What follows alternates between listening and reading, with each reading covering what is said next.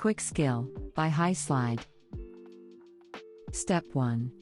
In the top menu, click on File, Page Setup.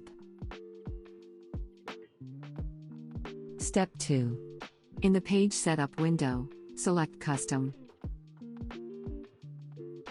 Change the setting, Units to the one you want. Step 3. Find the Proportions and Sizes table on the HiSlide website. The link to the post you need is below the video.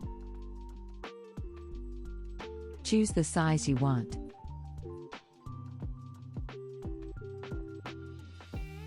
Step 4. Go back to Google Slide, Page Setup, and enter the slide height and width values in the fields.